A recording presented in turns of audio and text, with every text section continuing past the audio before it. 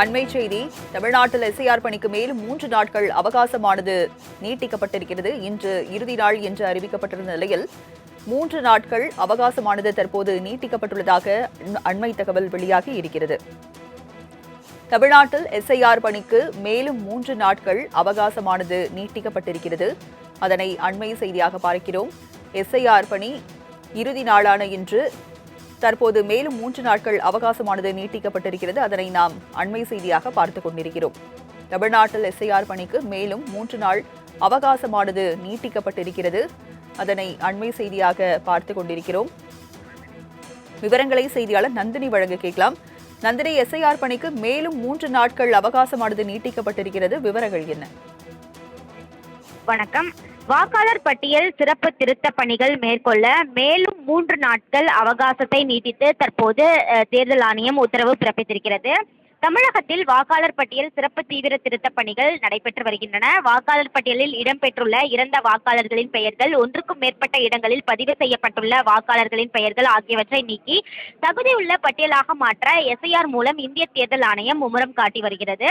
தற்போது 6.41 கோடி வாக்காளர்கள் இடம்பெற்றுள்ள பட்டியலில் இறந்த மற்றும் ஒன்றுக்கும் மேற்பட்ட இடங்களில் பதிவு செய்யப்பட்டுள்ள வாக்காளர்கள் 45 லட்சத்தை தாண்டும் என கணிக்கப்பட்டிருக்கிறது. தமிழகத்தை பொறுத்தவரையில் இந்த பணிகள் கடந்த நவம்பர் 4ஆம் தேதி தொடங்கிய நிலையில் இன்றுடன் கால அவகாசம் முடிவடைவதாக ஏற்கனவே தேர்தல் ஆணையம் தெரிவித்திருந்தது. இருந்த போதிலும் கூட பொதுமக்களின் நலன் கருதி மேலும் 3 நாட்களுக்கு சிறப்பு தீவிர திருத்த பணிகள் மேற்கொள்ள அவகாசத்தை நீட்டித்து தற்போது தேர்தல் ஆணையம் உத்தரவு பிறப்பித்திருக்கிறது. குறிப்பாக எஸ்ஐஆருக்கான கணக்கீடு படிவங்களை வழங்கி அவற்றை திரும்ப பெற்று பதிவேற்றம் செய்யும் பணிகள் தொடர்ச்சியாக முடிவடையக்கூடிய நிலையில் இருக்கக்கூடிய நிலையில் மேலும் 3 நாட்கள் என்பது கால அவகாசம் நீட்டிக்கப்பட்டிருக்கிறது.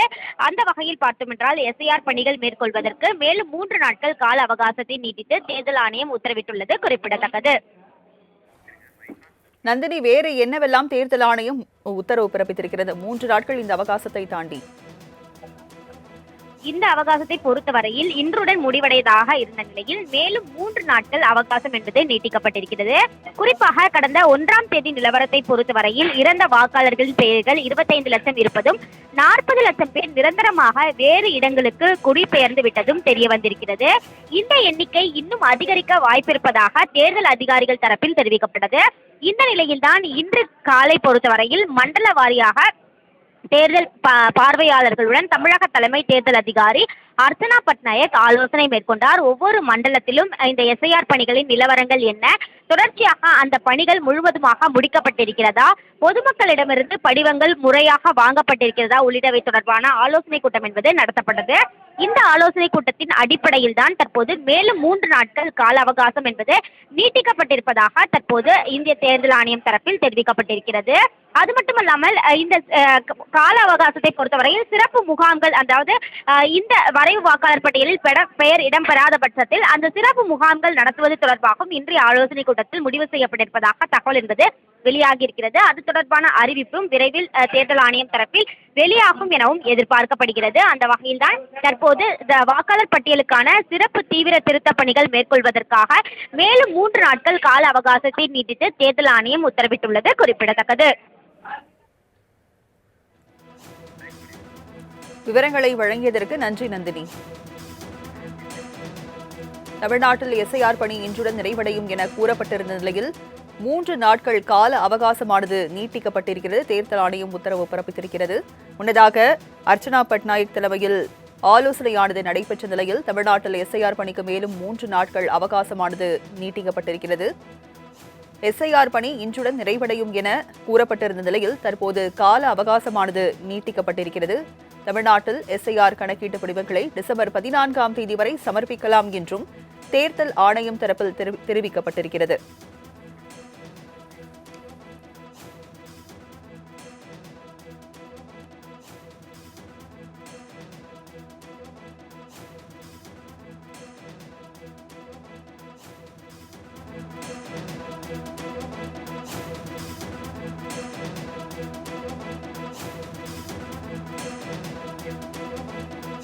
தமிழ்நாட்டில் எஸ்ஐஆர் கணக்கீட்டு படிவங்களை டிசம்பர் 14ஆம் தேதி வரை சமர்ப்பிக்கலாம் என்று தேர்தல் ஆணையம் தெரிவித்திருக்கிறது. எஸ்ஐஆர் பணிக்கு மேலும் 3 நாட்கள் அவகாசமானது நீட்டிக்கப்பட்டிருக்கிறது. அதனை அண்மை செய்தியாக பார்த்துக் கொண்டிருக்கிறோம். தமிழ்நாட்டில் எஸ்ஐஆர் பணி இன்றுடன் நிறைவடையும் என கூறப்பட்டிருந்த நிலையில் 3 நாட்கள் கால அவகாசமானது நீட்டிக்கப்பட்டிருக்கிறது.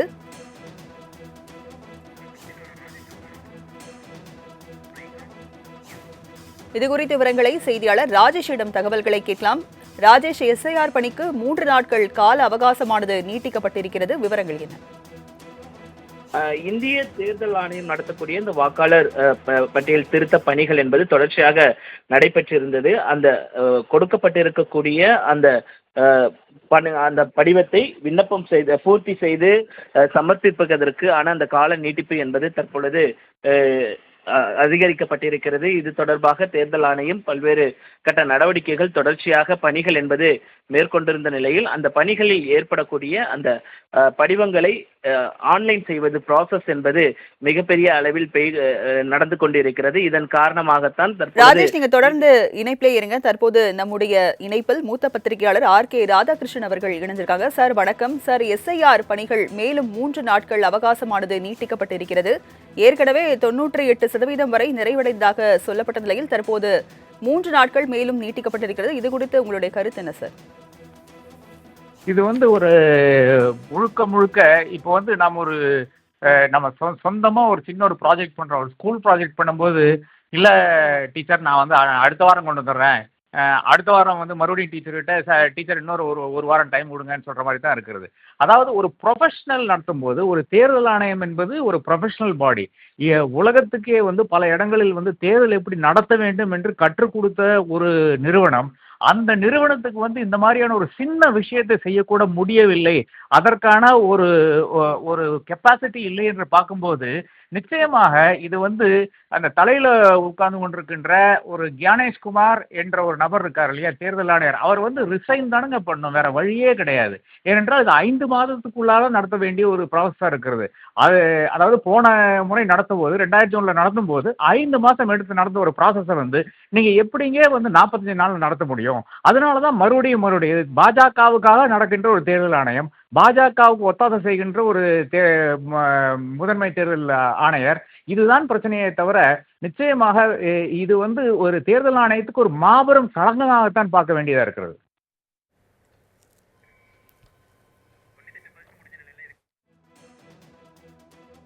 இரண்டாவது முறையாக இந்த அவகாசமானது நீட்டிக்கப்பட்டிருக்கிறது. ஏற்கனவே இந்த BLO அதிகாரிகளுக்கு பணிச்சுமை அதிகமாக இருக்கிறதா ஒரு குற்றச்சாட்டுகளையும் முன் வச்சாங்க. இது மேலும் மேலும் இன்னும் நீட்டிக்கப்பட இருக்குன்றதை பார்க்கலாமா சார்? நிச்சயமாக இன்னும் நீட்டிக்கத்தான் வேணுங்க. இது என்ன, இது நம்ம தேர்தல் ஆணையம் சுப்ரீம் கோர்ட்டுக்கு உணர்த்த வேண்டிய ஒரு கட்டாயத்தில் என்ன பண்றாங்க தெரியுமா? 90% பண்ணிட்டோம், 99% பண்ணிட்டோம், எல்லாத்துக்கும் கொடுத்துட்டோம் அப்படின்லாம் சொல்லி கொண்டிருக்கிறார்கள். 4ஆம் தேதி சென்னையில் இருக்கின்ற பல BLOக்கள் அந்த ஃபார்மை வாங்க மறுத்துட்டார்கள். இன்னைக்கு முடிஞ்சு போச்சுங்க, கால அவகாசம் முடிஞ்சு போச்சுங்க அப்படின்னு கூறுகிறார்கள். இது இங்கு சென்னையில மட்டும் கிடையாது, ஊர்ல எல்லா இடத்துலயும் எல்லாம் செய்து கொண்டிருக்கிறார்கள்.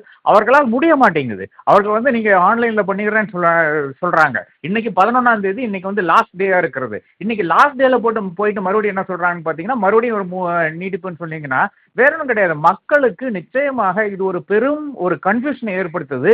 இதுவரை மக்களால் பல நபர்களால் தன்னுடைய அந்த பழைய அந்த டீட்டெயில்ஸை எடுக்க முடியவில்லை. புதிதாக எங்க இருக்கிறாங்கன்னு தெரியவில்லை.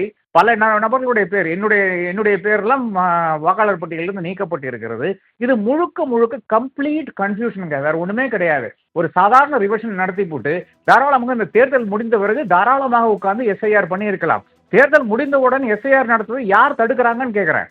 இது முழுக்க பாஜக சொன்ன ஒரு காரணத்தால் இந்த கியானேஷ்குமார் என்ற நபர் தேர்தல் ஆணையத்துக்கு ஒரு பெரும் களங்கத்தை ஏற்படும் விதமாக இந்த எக்ஸசைஸ் பண்ணி கொண்டிருக்கிறார். கியானேஷ்குமார் இஸ் அன் ஆன்டி நலங்க. அவரைத்தான் முதல் முறையாக நீக்க வேண்டும், சுப்ரீம் கோர்ட் நீக்கும் என்று நான் கருதுகிறேன். சார், இரண்டாவது முறையாக கால அவகாசம் நீட்டிக்கப்பட்டிருக்கிறது. இந்த நிலையில தமிழகத்திற்கு தமிழகத்தில் இருக்கிற பாஜகவிற்கு வாக்கு சதவீதம் அதிகரிப்பதற்கான வாய்ப்புகள் இருக்கிறதா எடுத்துக்கலாமா சார்? இல்ல நிச்சயமா அப்படியெல்லாம் ஒன்றும் கிடையாதுங்க. தமிழ்நாட்டில் எல்லாரும் விழிப்புணர்வோடு இருக்கிறார்கள். எப்படி பெங்காலில் நடந்ததோ ஏறத்தாலும் அதே மாதிரி தான் தமிழ்நாட்டிலையும் நடந்திருக்கிறது.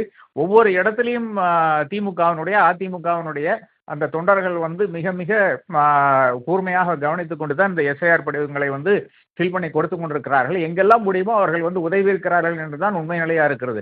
பட் அதை தாண்டி எவ்வளவோ நபர்கள் வந்து கட்சியை சாராத நபர்கள் இருக்கிறார்கள். அவர்களுக்கு வந்து கட்சியினுடைய ஒரு நிர்வாகியோடு தொடர்பு கொண்டு அவரை வைத்து ஃபில் பண்ண முடியாது.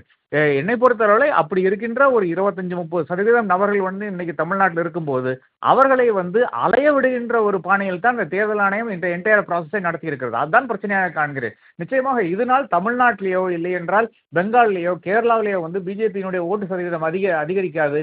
நிச்சயமாக அவர்கள் களத்தில் பணியெடுத்திருக்கிறார்கள் என்றால் அதனுடைய ரிஃப்ளெக்ஷன் வந்து நிச்சயமாக இந்த 3 இடத்துலையும் இருக்கும். பீகாரில் நடந்த மாதிரி எல்லாம் இந்த ஊர்லயும் நடக்காது, கேரளாவிலையும் நடக்காதுங்க. இணைப்புல வந்து உங்களுடைய கருத்துக்களை பதிவு பண்ணதுக்கு நன்றி சார்.